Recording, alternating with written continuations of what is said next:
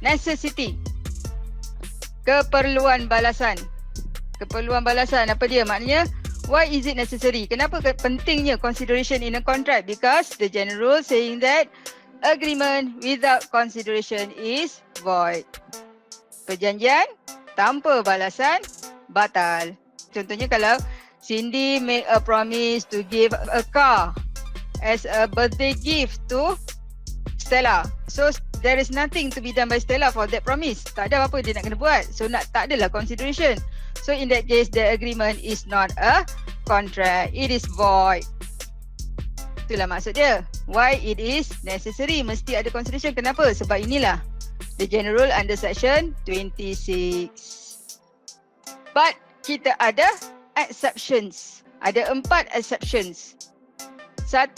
Contract made on account of natural love and affection. Kontrak atas dasar kasih sayang semula jadi. So this contract, this agreement tak perlu ada consideration. It is a valid contract walaupun without consideration. Contohnya agreement tu mesti between parties standing in near relation. Ada hubungan karib, hubungan rapat. Hubungan rapat ni maknanya nak senang faham ada blood related. Tapi still it depends on the personal law of each ethnic groups. Okay, contohnya kalau among the Malays, among the Muslims, anak angkat tu ada near relation tak dengan parents dia? Anak angkat? Tak ada. Tak ada kan?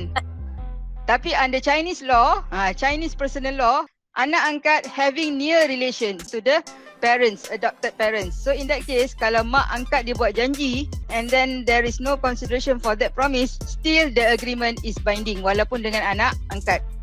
Tapi among the Muslims, among the Malays, anak angkat tak ada near relation. Jadi syarat penting ni kat sini kena ada natural love and near relation between father and the daughter.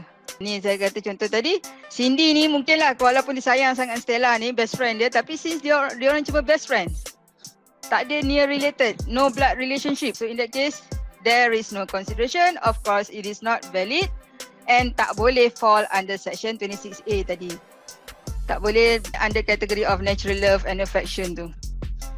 Okay, contract to compensate a past voluntary act. Compensate past voluntary act. A found B's wallet and then they return it to him. Sebab A tahu wallet B, dia tahu, and voluntarily, syaratnya kena voluntarily return it to him. So bila B promise to give A 50 ringgit, this is a contract because this promise is to compensate, nak memampaskan for a past voluntary act. Syaratnya mesti secara voluntarily. And it is different from the story yang pasal lemas tadi. Kenapa itu kita tak boleh kata bawah section 26B ni? Yang ini dia kata syaratnya mesti to compensate a past voluntary act. Bila kata voluntary act, it was not done at the desire of the promisor. Bukan atas permintaan promisor.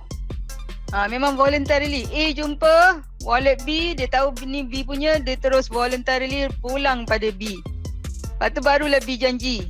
Past act kan, tapi this is a voluntarily act, so this is binding under section 26B even though without consideration daripada A. Sebab apa kita kata tak ada consideration? Because bila B promise to give A 50 ringgit, ada tak A kena buat apa-apa lagi dah?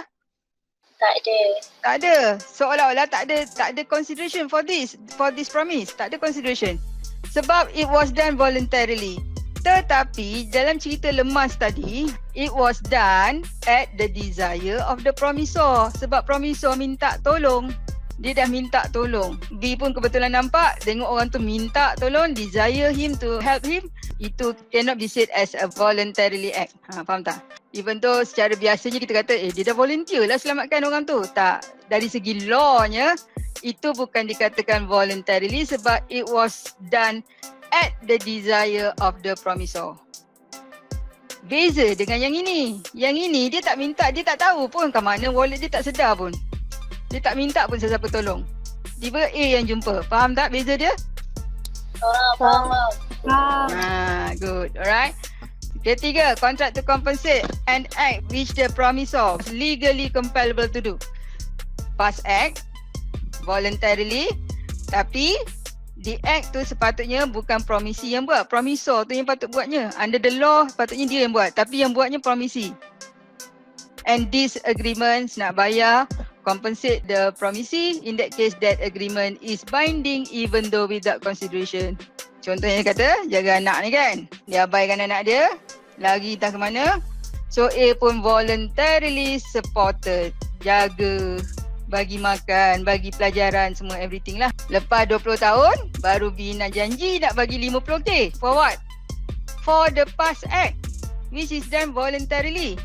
And this act sepatutnya siapa yang buat? B. So this is binding. This promise is binding walaupun tak ada consideration. Sebab bila dia janji 50K, apa A nak buat? Tak ada apa dah. Dah sudah dah pun, dah besar dah anak tu after 20 years. So ni yang dikatakan agreement without consideration, tapi it is binding because it is a promise to compensate a past voluntary act which the promisor was legally compellable to do. Sepatutnya dari segi undang-undang, ni yang boleh dipaksa. Jaga anak. Tapi yang jaganya si A. Statute part that, hutang yang dah lupus. Hutang lapuk tu dia beza sikit dengan hutang ni. Yang ini, dia being barred. Hutang ni dihalang oleh statute sebab dia dah lebih 6 tahun. Dia dah lebih 6 tahun, dia dah tak boleh claim.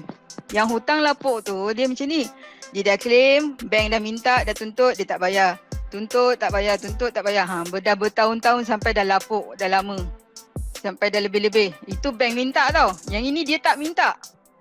Kreditor tu dia tak minta langsung. Sampai lebih daripada 6 tahun, automatically dia jadi statute barred debt. Beza dengan hutang lapuk. Hutang lapuk memang kreditor minta, tuntut, tapi tak bayar-bayar. Itu hutang lapuk. Boleh beza? Boleh. Okay, good.